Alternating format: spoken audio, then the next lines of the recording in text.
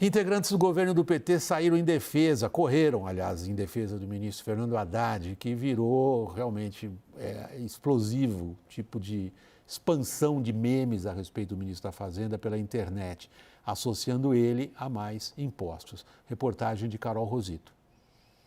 O humor nas redes sociais preocupa o advogado-geral da União, Jorge Messias. No X, antigo Twitter, ele pergunta: quem financia a indústria de memes? A desconfiança tem como base a sátira de Haddad como taxa humana, estampada num painel publicitário da Times Square, em Nova York. A imagem foi compartilhada pelo AGU no mesmo post. Governo e aliados veem as brincadeiras nas redes sociais como algo sério, uma espécie de campanha organizada pelos opositores e que, por isso mesmo, não pode passar despercebida. Na busca pelo controle da narrativa, o PT lançou uma contraofensiva tentando desmentir as provocações nas redes sociais. A presidente nacional do partido, Gleisi Hoffmann, chamou os memes de ataques mentirosos da rede bolsonarista e citou o vice Geraldo Alckmin para dizer que a carga tributária está caindo. Para o Planalto, é preciso desfazer a imagem de Haddad associada de alguém que busca incessantemente aumentar impostos e taxas, como aparece em inúmeras montagens. A enxurrada de memes atinge um dos ministros vistos como possíveis sucessores de Lula na presidência e também por isso se tornou um ponto de atenção tão grande do PT.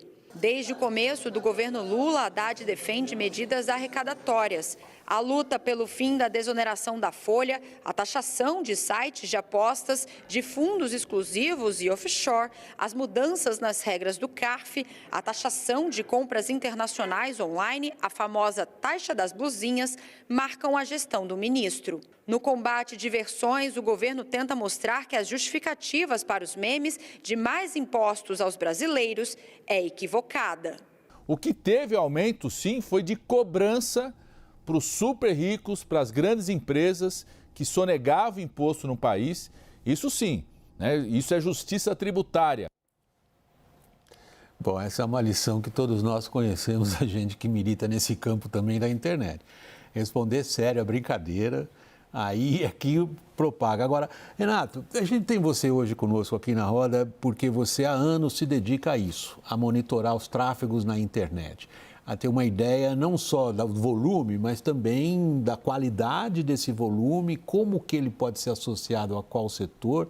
O que você detectou nesse caso específico dos memes sobre o ministro da Fazenda? Perfeito. Boa noite, William. Boa noite aos colegas, boa noite aos telespectadores. Acho que primeiro vale contextualizar um pouco que esses memes eles começaram a ser produzidos com mais relevância ali a partir do dia 3 de julho. Tá? Foi o primeiro momento que saiu um meme que ficou ali, que era o Zé do Taxão. Tá? Esse meme, ele de alguma forma se arrastou até o dia 12 e a partir do dia 12 de julho houve uma explosão de fato desse negócio. Então a gente está vendo essa produção proliferar com força nos últimos 5 dias. E aí, por que contextualizar é um elemento importante? Porque uma questão digital, quando ela ganha força, de fato ela escala numa velocidade que é muito grande e mesmo que em algum momento exista a possibilidade de falar isso começou com uma produção organizada, começou com um grupo organizado... É o caso? Sem dúvida, há elementos profissionais que nos indicam que sim, há uma produção mais profissional desse tipo de conteúdo. O ponto é que essa narrativa ela ganhou tanta força e ela entrou num elemento que de fato está na cabeça das pessoas, a ideia de que o Haddad e o governo taxam, que esse negócio ele sai dessa bolha e ele ganha uma escalabilidade muito grande. Então, nos últimos 5 dias, a gente viu esse negócio crescer numa intensidade muito grande. Para colocar em números, que eu acho que fica mais fácil. Vamos lá. Nós temos 11 milhões de menções em X, ou o atual Twitter, Instagram e Facebook nesse contexto, tá? 11 milhões é um volume bastante expressivo. A Copa América inteira no Brasil gerou 7 milhões de menções. Então, isso já nos dá uma escala bem razoável do que a gente está falando. Segundo momento é que eu dividi esses 2 grandes espaços, né? Então, do dia 3 ao dia 12, do dia 12 ao dia 17... Do dia 3 ao dia 12 foram 2 milhões de menções, do dia 12 ao dia 17, 9 milhões de menções. Então a gente percebe o que é essa escalabilidade que eu estou comentando, que você não controla mais a produção. Mesmo que se comece com algo organizado, isso vai para um elemento muito maior do ponto de vista de fato, proliferação de conteúdo. Não só pelo uso da inteligência artificial, como você citou, mas também porque cai no gosto a coisa do humor, a sátira, é um elemento muito comum no Brasil. Nós somos os maiores consumidores de memes do mundo. O Brasil é o país que mais consome e mais produz meme no mundo, então se junta bastante. Eu não sabia dessa. Somos os maiores produtores e consumidores de memes. Jussara, por que demorou tanto o governo a perceber o tamanho disso? Se a gente sabe que o próprio PT e o governo têm eles também as suas estruturas dedicadas exclusivamente a monitorar redes sociais e a responder ao que consideram necessário. Olha, William, o que acontece, na nossa observação aqui da política, é que o governo, de modo geral, tem muita dificuldade de ter uma presença mais efetiva nas redes sociais.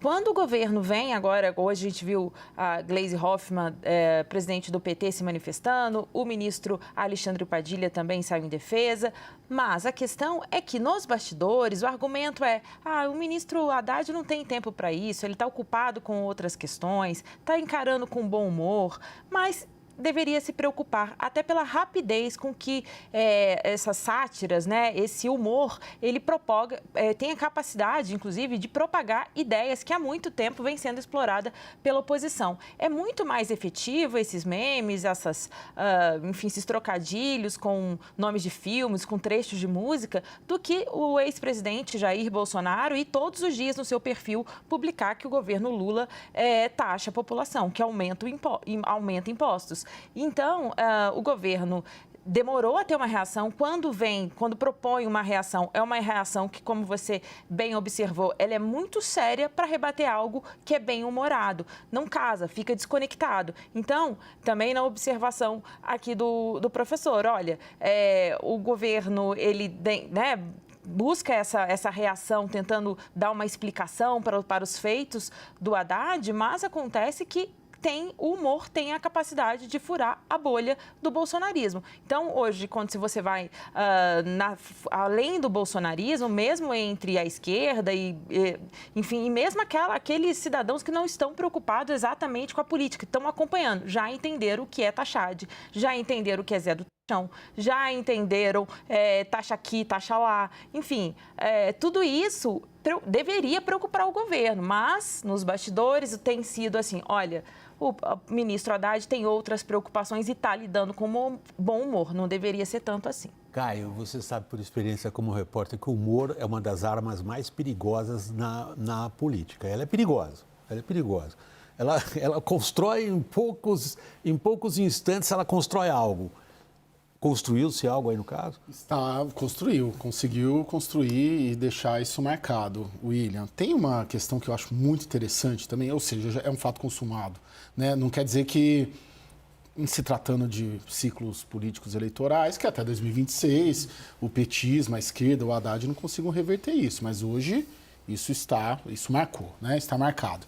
Tem uma questão que é muito interessante, até que o Renato coloca, de como isso furou a bolha da direita, né? E o próprio governo, pelo que eu pude levantar, constatou isso também.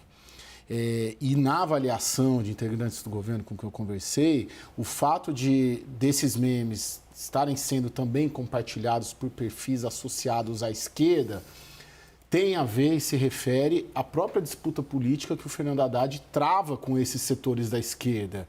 Porque se nós considerarmos que a política econômica do Haddad, a defesa que ele faz do marco fiscal, do arcabouço fiscal, do cumprimento da meta, tem uma resistência em setores da esquerda, estou falando aqui do PT, estou falando do PSOL, no entendimento do governo, essa luta política pela melhor forma de conduzir a política econômica foi transposta nesse caso dos memes também. Então não é apenas...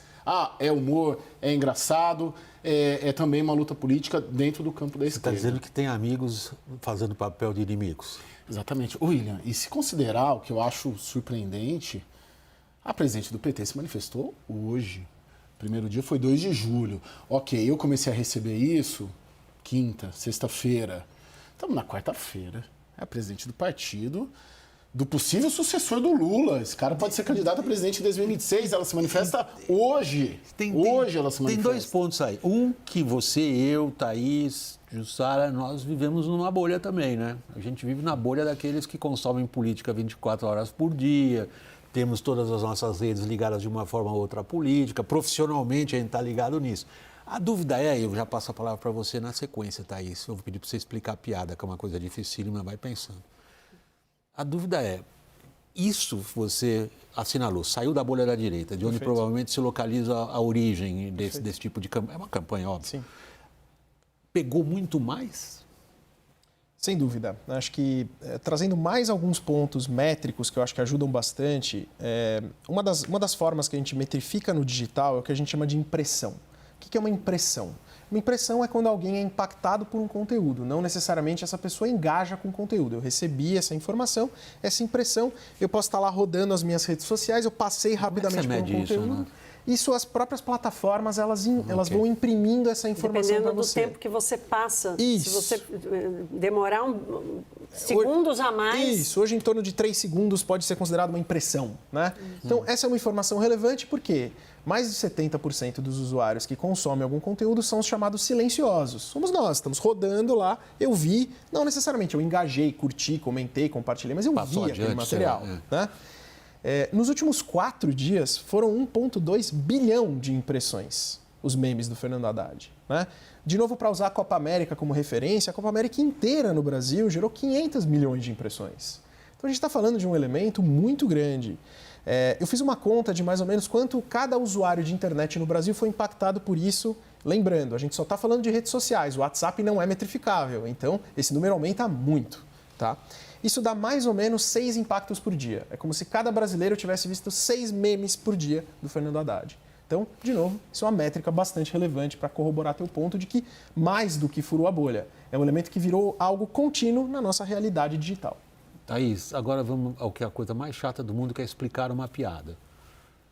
Os memes são umas piadas, certo? Ou pelo menos pretendem ser, e são mesmo, são piadas. E são muito bem feitas, inclusive. Sim. Algumas são muito bem feitas. A gente pode falar da técnica de um ou do outro, que acho que o Renato nos ajuda também a entender como é que isso é produzido. Mas a piada, explica pra gente, tá certo chamar o Haddad de taxador? Olha, William, ele não promoveu ainda um aumento significativo de carga tributária. Ele tem mexido muito naquilo que o próprio Padilha, o ministro Alexandre Padilha, chamou de justiça tributária. E a justiça tributária não é cobrar imposto de quem estava sonegando, né? Quem estiver sonegando é caso de fraude, precisa responder criminalmente por isso. O que ele tem feito é ampliar a base tributária, não necessariamente ampliar a carga tributária. Mas o problema é que desde que ele apresentou o arcabouço fiscal e a gente entendeu que a política econômica do Haddad seria sustentada por um aumento de receita, e o aumento da receita vem através do aumento de impostos, independentemente do número da planilha, o que ela mostre, se criou ou não taxa, o fundamento da política econômica é o aumento da receita. E o aumento da receita é cobrar mais imposto. Eu lembro aqui as pesquisas de opinião trazendo a insatisfação das pessoas com a economia. Desemprego baixíssimo. Hoje um taxista me disse assim, eu estou achando a situação boa porque eu não conheço um desempregado. Há 4 anos eu conhecia vários. Desemprego baixo, renda subindo acima da inflação, inflação minimamente controlada, inflação dos alimentos em queda e ainda assim, quase 70% da população tem preocupação com os rumos da economia. Então, a economia, ela é expectativa, ela é percepção. Então, é como se o meme tivesse dado nome a essa angústia que a gente não conseguiu explicar. Isso é um fator político relevante, Jussara. Desculpa, William, o que acontece? Não, você me chamar de Márcio, eu fico orgulhoso. Obrigado. Olha, William, é isso. Você está para explicar para quem nos acompanha, você está no Prime um tempão, fazendo um pouco de hora extra para nós, o que a gente adora que você esteja conosco. Prossiga, Jussara. É isso, William. Bem, vamos lá. Tem essa questão política e como vocês todos ali já resumiram bem, que essa capacidade de resumir esse sentimento, resumir uma situação que vinha sendo explorada pela oposição. Quando tem essa guerra, né, de memes, o que acontece? Na verdade, quem dá o start a isso, a gente pode atribuir sim com muita tranquilidade à oposição, ao bolsonarismo, ele vem nadando sozinha. Não existe nenhuma guerra, porque não está vendo uma resposta a essa ofensiva desses memes que satirizam Fernando Haddad. Claro, quando a gente estava falando ali dessa demora da reação da Gleisi Hoffmann, dos ministros, de fato, é muito tempo. Esse termo taxade, ele vinha desde antes da questão da taxação da blusinha ser aprovada, né, dos 20%. Isso já vinha sendo elaborado nos bastidores ali da oposição, da direita. Só que aí conseguiram emplacar essa história desses memes, fazendo trocadilhos com filmes muito conhecidos, campeões de bilheteria. Facilita muito esse entendimento. Agora, eu chamo a atenção justamente por isso, porque quando a gente vai conversar, né, com os aliados de Haddad, com integrantes do governo, eles falam, olha, não tem necessidade, não tem razão esses memes, ele está encarando com bom humor, mas volto a dizer, não deveria, não adianta responder com bom humor com uma entrevista dizendo, olha, mas a gente criou o cashback para os mais pobres na tributária. Isso é difícil de entendimento. Então, o governo, mais uma vez, tem um grande problema nessa comunicação digital. Não apenas o governo, mas também a esquerda, de modo geral, não consegue encaixar um discurso muito bem feito. A Jussara está citando um aspecto relevante aí, que é a da inteligência emocional e política no marketing político. Está faltando isso para o PT e para o governo? Sim, faz tempo, né? Bom, o bolsonarismo entrou nessa toada em 2012, no governo Dilma, né? Com elementos do governo Dilma que o Haddad, inclusive, foi alvo, aquelas coisas de mamadeira, enfim.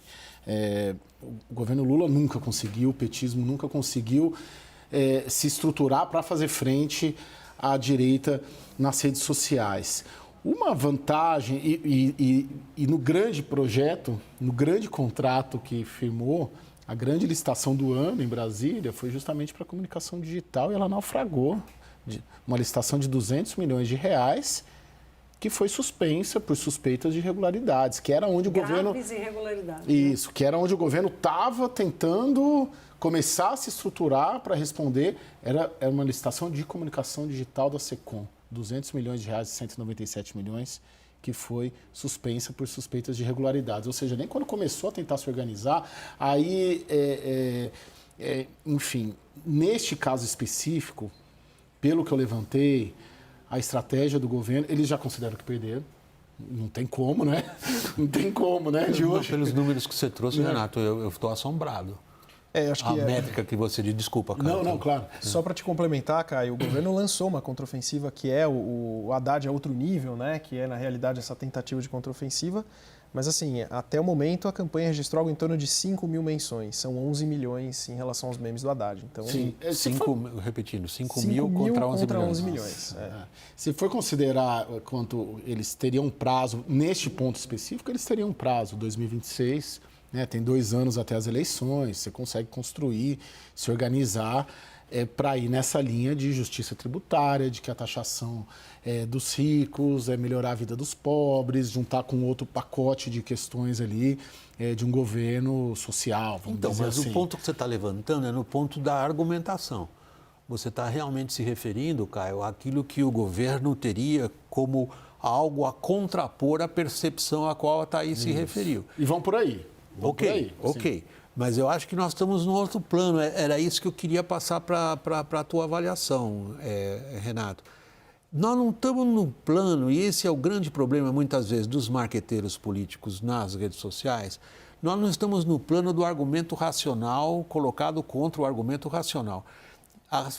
Esse exemplo que você citou da impressão é que realmente dá um susto, porque não se trata de argumento racional. Não se trata de convencer as pessoas. Vejam, vocês estão chamando o ministro de alguma coisa que ele não é. Mas se trata de ter uma impressão. E como é que se contrapõe a algo desse tipo? Eu acho que esse é um ponto importante, porque é muito difícil você construir contra-narrativa dentro do digital. Primeiro, que tem uma lógica racional, complexa, demorada, uma narrativa longa. As pessoas querem impressões, eu quero passar rápido, eu quero rodar, eu quero consumir muito conteúdo num intervalo pequeno de tempo. E no final é o que todos nós fazemos em vários momentos. Você está falando de 3 segundos? 3 segundos, exatamente. Então, assim, como é que o governo vai, de fato, construir uma narrativa enorme agora, sendo que um meme é algo de rápida absorção, fácil de eu mandar para um colega, porque não é algo que ele vai ter que ler e de fato demorar. E a piada, ela traz esse senso comunitário de você mandar nos seus grupos, de você compartilhar com os seus colegas. Dificilmente você faz isso com conteúdos muito sérios, a não ser com grupos muito específicos e muito menores. Então, dificilmente, até do ponto de vista métrico, é possível ganhar uma batalha quando você tem sátira e meme de um lado, né? Acho que isso ficou muito claro, inclusive no governo Dilma II. E isso foi uma estratégia bastante forte ali naquele momento de saudar a mandioca, estocar o vento. Muitos desses elementos foram utilizados como arma para começar a descredibilizar o governo. Mas no caso ela fornecia a piada. Exato, exato. Acho que a gente até estava falando um pouco sobre o caso do Joe Biden, que é um exemplo também muito parecido dentro desse mesmo contexto, né? O Biden comete gafes que viram conteúdos na internet e constroem essa impressão. A impressão vai se cristalizando no meio do caminho, né? E acho que um outro ponto relevante nessa história, e há meses isso vem sendo muito característico, 2023 e 2024, os principais elementos de consumo digital da classe C e D no Brasil foram bet e comprar produtos em e-commerce chineses. E o governo está indo para cima exatamente das bets e da taxa da blusinha. Então, aparentemente, está faltando um pouco de entender o que de fato esse consumidor está fazendo. Renato, por que a direita consegue ir bem aí? Porque, assim, não tem, vamos dizer, não tem profissionais de marketing digital somente de direita. Claro. Né? O mercado no Brasil e no mundo é vasto. Lógico. Para um partido ou um governo do porte do Brasil, né, oitava economia, sétima economia, contratar gente de altíssimo nível. Onde que é a dificuldade para você? Por que a esquerda pede todas? E, claro, tem respostas que só o Palácio do Planalto e o Partido dos Trabalhadores pode dar. Mas por que eles não sacaram ainda? Já tem 10 anos disso, mais de 10 anos. Eu acho que talvez as empreitadas bem-sucedidas que aconteceram dentro da esquerda do ponto de vista digital foram as poucas tentativas de trabalhar com humor, né? Acho que um exemplo muito claro disso que todos conhecem é a Dilma Bolada, que de alguma forma sumiu. E era exatamente a expectativa que o governo tinha de conseguir furar a bolha da sua própria estrutura, né? A esquerda foi organizada do ponto de vista digital durante um determinado momento e isso se perdeu exatamente pelo fato de que humor não é uma característica muito padrão da comunicação de esquerda. Isso é muito mais comum dentro dos ambientes de direita. Historicamente, a gente consegue encontrar isso dentro do digital. E, mais uma vez, a gente tem um exemplo muito claro disso. Qual foi a contraofensiva? A Haddad é de outro nível. É uma comunicação séria, dura, que vai tentar, de alguma forma, construir os feitos. Né? A palavra, né? De outro nível, né? O que significa isso, né? É muito difícil. Então, assim, é difícil construir ou combater humor com alguma coisa séria, né? E me parece que esse é um ponto. Sim, colocar a Gleisi Hoffmann e o ministro Padilha são duas pessoas sérias. Só falam de jeito sério. Exato. Colocá-los para combater uma piada me parece fazer outra. Né? Exato. Eu estou lembrando aqui de 2014, com um meme de muito mau gosto, promovido pelo Banco Central, que naquela época a gente nem falava meme, produzido pelo Banco Central, produzido pelo PT, usando o Banco Central, aquela imagem de alguém tirando o prato de comida. Mas aí era um spot publicitário. Era um spot publicitário, mas eu estou dizendo, essa coisa da linguagem, que não é a linguagem do humor, é a linguagem mais ligada à dramaticidade da situação do humor. E me lembrando também do apelido que o Guido Mantega ganhou e que não virou chiclete, como esse do Haddad está com cara de que vai virar, que era levantador de PIB, porque as previsões dele eram sempre muito acima e nunca se concretizaram. Então, entre muitos, o apelido dele era levantador de PIB. Mas não virou chiclete, porque era uma coisa que pouca gente conseguia entender. Nesse caso do Haddad, eu vejo como chiclete. E eu queria botar um último ponto aqui, o seguinte, o Haddad, nesse 1 ano e 7 meses de governo, apanhou muito mais do PT do que da oposição. Você acha que o PT fez meme sobre o Haddad? Vou fazer a carinha do meme. Vai virar meme. Mas há essa constatação. Você trouxe isso. Constatação. Eu perguntei, informação. eu repliquei quando você falou. Eu não estou falando PT, né? Eu nem teria elementos disso, mas estou falando perfis à esquerda proliferando e ajudando a proliferar a onda de memes. Isso é uma informação. Quem sabe não enfraquece o ministro que defende uma política que eles não querem, né? Uma política que eles são contra, a política do controle de gastos, né? Vamos entender quanto que isso vai prejudicar. Acho difícil prejudicar a credibilidade do Haddad, acho difícil acontecer isso. Mas, pelo menos não como ministro da Fazenda, mas como o Caio disse, ele sempre foi visto como substituto. Ele disputou as eleições, teve 47 milhões de votos, 50 milhões de votos, ou isso, nem isso. É muita coisa. Bom, eu tenho que parar a conversa por aqui, porque a gente vai para o intervalo. Eu queria agradecer a Jussara Soares. Nós vamos arrumar um meme para você. Para mim? Ah, por favor. Mas não, vai ser fofo. Mais engraçado. Vai. Sempre. Eu vou tentar não colaborar.